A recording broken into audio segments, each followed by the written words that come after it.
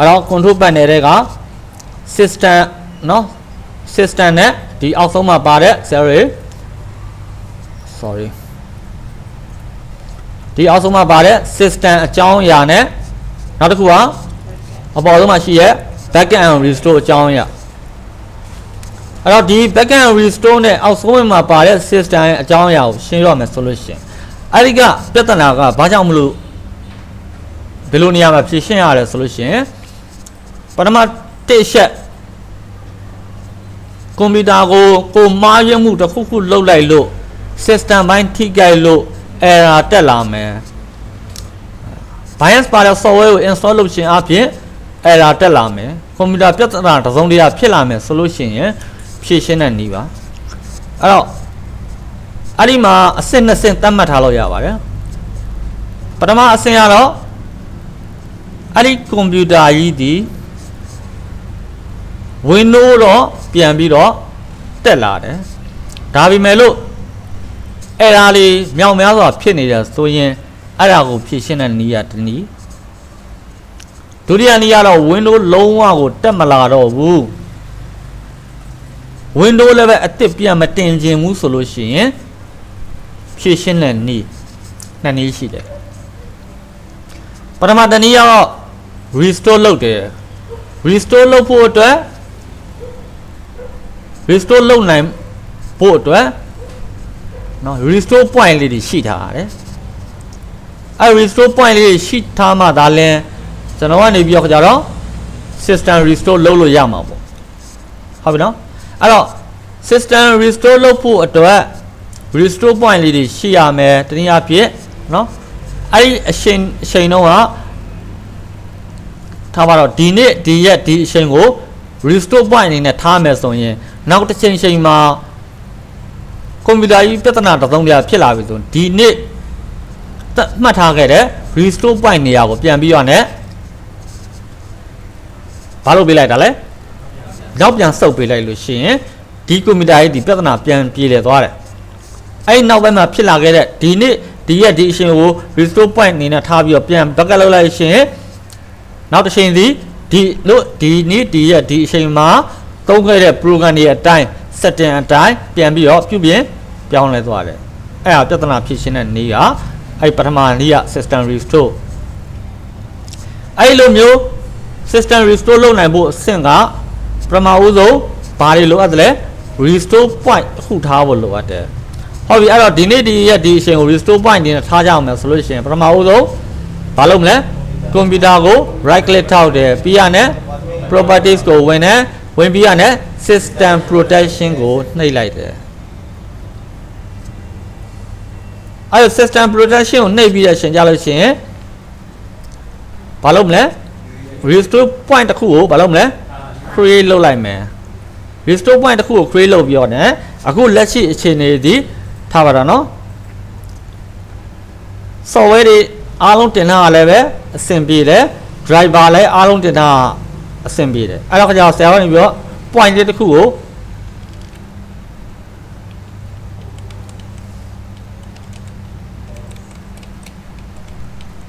everything okay အားလုံးအဆင်ပြေတဲ့ yes ဆိုပေါ့နော် everything okay ဆိုတော့ restore point တစ်ခုဆရာဘာလုပ်လိုက်မလဲ create လုပ်လိုက်မယ်အဲ့လို everything okay ဆိုတော့ restore point တစ်ခုကို create လုပ်လိုက်လို့ရှင်ဒီနေ့ yes ဆွဲနေဒီနေ့အချိန်နဲ့ restore point လေးတစ်ခုအဲ့ဒါရောက်သွားလိမ့်မယ်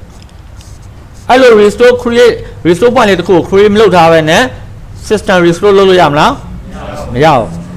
restore point လေးတစ်ခု create လုပ်လိုက်ပြီအဲ့တော့အဲ့ဒီ restore point လေးဒီ system restore လုပ်ဖို့အတွက်သူ record လုပ်တာလားမှတ်ထားလားသိချင်တယ်ဆိုရင်အပေါ်မှာ system restore ဆိုတာမပေါ်ဘူးလား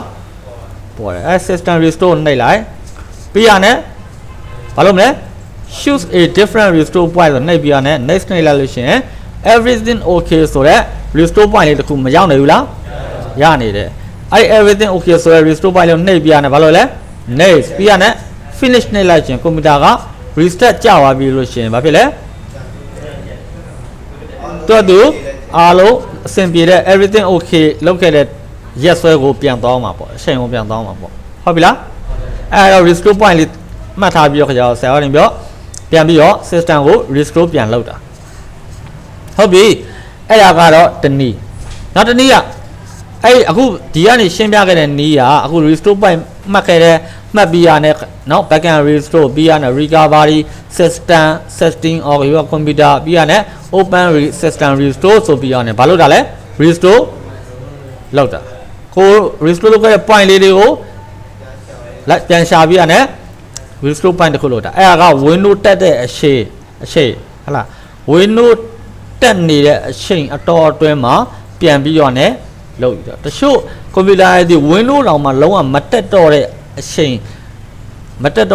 အနေဖြစ်နေတယ်ဆိုလို့ရှိရင်အရင်ဆုံးဘာလုပ်ဖို့လိုအပ်တယ်လဲဆိုလို့ရှိရင်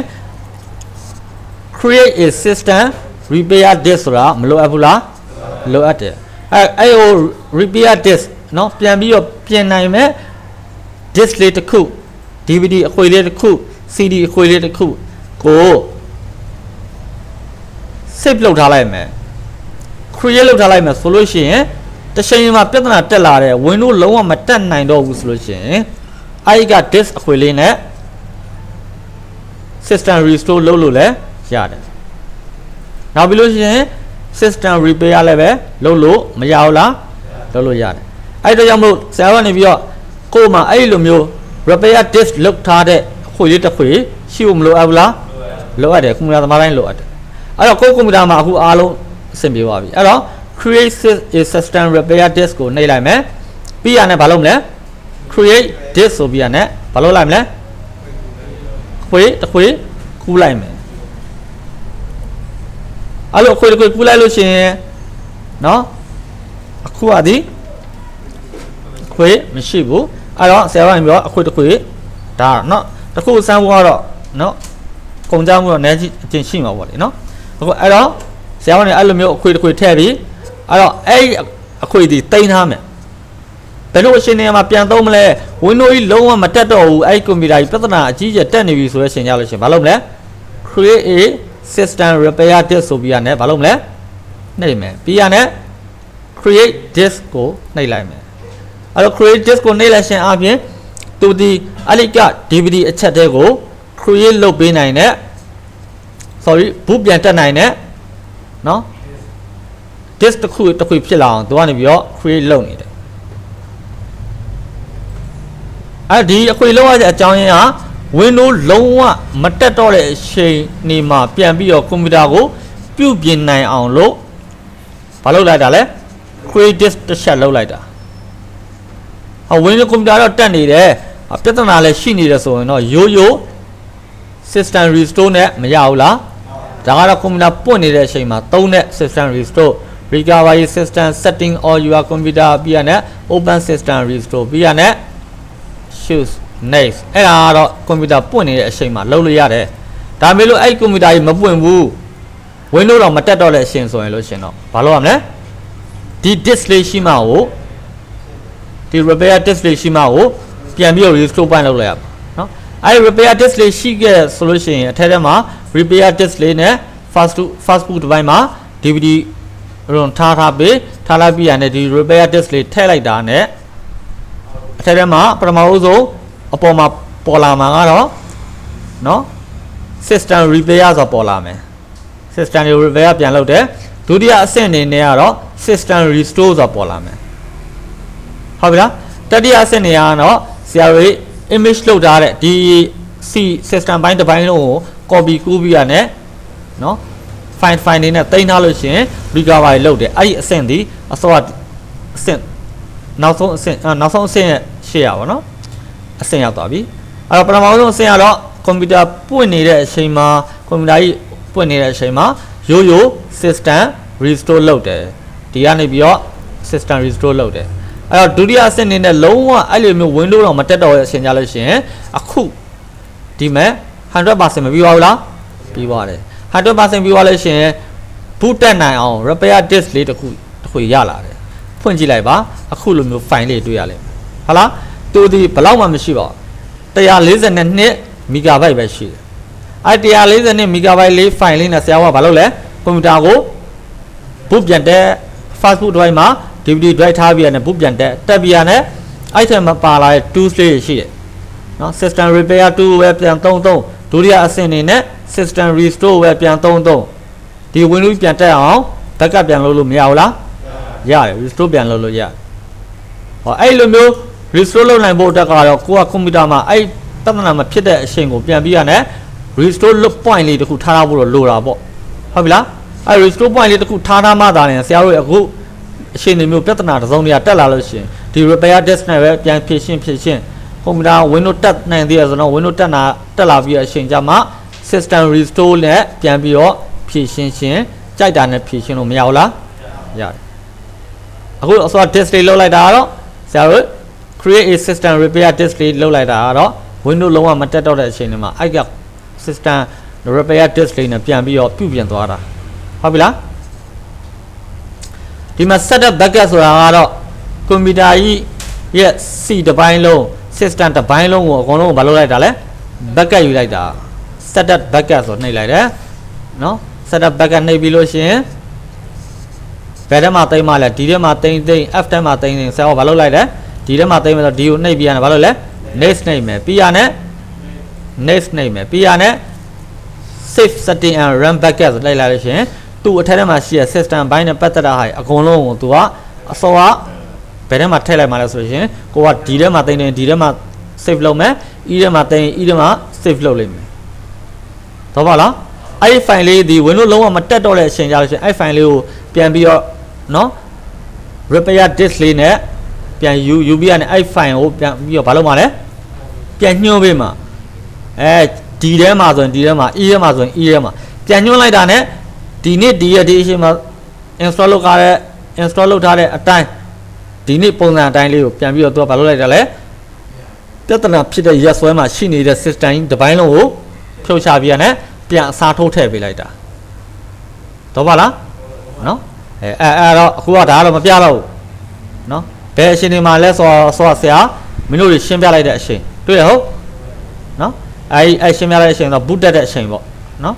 ဒါကတော့ boot တက်တဲ့အစား record လုပ်လို့မရတော့ video file နဲ့ပဲနောက်ပိုင်းကျမှ record လုပ်အောင်နော်နောက်ပိုင်းမှာ video file နဲ့ record လုပ်ပြီးရတယ်ဒီကောင်ကွန်ပျူတာ reset ကြသွားတဲ့အချိန်ကြလို့ရှိရင်မင်းတို့တွေကိုပြန်ပြပေးမယ်ဒီအစင်းရောက်တယ်အစောလည်းပြထားတယ်မလားနော်အဲ့ဒီမှာနော် image file လေးကိုတို့ရပြန်ပြီးဘာလုပ်လိုက်တယ်လဲ system ဘိုင်းလေးကို restore လုပ်လိုက်တာတော့ပါလား restore နှစ်ပိုင်းပဲရှိတယ်နော် restore လုပ်တဲ့ Windows တက်နေတဲ့အချိန်မှာ restore လုပ်တာရယ် Windows လုံးဝမတက်တော့တဲ့အချိန်မှာ restore လုပ်တာရယ်နှစ်ချက်ရှိရယ်နောက်ဒုတိယအဆင့်ကတော့ဆရာတွေနော် recovery လုပ်တယ် recovery လုပ်တယ်ဆိုတာကနော် IC တစ်ပိုင်းလုံးနဲ့သက်ဆိုင်တဲ့ system နော် system ဘိုင်းတွေနော် all user နဲ့ပတ်သက်တဲ့ all user တို့ system တို့IC ထဲမှာပါတဲ့နော် program install လုပ်ထားတဲ့အပိုင်းနဲ့စပြီးအဲ့အရာတွေအားလုံးကို format တစ်ခုနဲ့ဘာလုပ်လိုက်တာလဲ image file လေးတစ်ဖြစ်တနေရာမှာတင်ထားလိုက်တယ်ပြီးရနဲ့ဆရာတို့ကနေပြီး boot တက်လိုက်တယ် boot တက်ပြီးရနဲ့အစောဘယ် boot နဲ့တက်မှာလဲအခုလုတ်လိုက်လဲ DVD အချက်လေးဒီ DVD အချက်လေးနဲ့ဘာလုပ်မှာလဲ boot တက်လိုက်မှာ boot တက်လိုက်တဲ့အချိန်ကျတော့ तू ကမေးတယ် repair disk နော် repair disk အဲ့ disk လေးတက်လိုက်ပြီးခွေထိုးထည့်ပြီးရနဲ့ fast boot device မှာ CD drive DVD drive ထားလိုက်လို့ရှင်ပထမဆုံးနော် system repair ပေါ်မယ်နောက်တစ်ခုက system restore ပေါ်မယ်နောက်တစ်ခုက recovery ပေါ်မယ် recovery ရတော့ဆော့ပြောတဲ့ recovery တင်လိုက်လို့ရှင်အထက်ထဲမှာနော် backup လုပ်ထားတဲ့ file ရှိရဆိုလို့ရှင်တော့ backup လုပ်ထားတဲ့ file နာမည်လေးကိုပြလိုက်မယ် location ကိုပြလိုက်ဟုတ်လားတကယ်လို့ backup မလုပ်ထားဘူးဆိုလို့ရှင်တော့ဘာမှပြမှာမဟုတ်ဘူး backup လုပ်ထားခဲ့ဆိုတာပြောမှဆိုရင်တော့ system ဘိုင်းတစ်ပိုင်းလုံး save လုပ်ထားလိုက်တာပေါ့ copy ပွားလိုက်တယ်အဲ့ file လေးပေါ့တော့ပါပြီလားဟုတ်ပြီအဲ့တော့ system restore နဲ့ပတ်သက်လို့နော်အဲ့ဒါလောက်ပါပဲ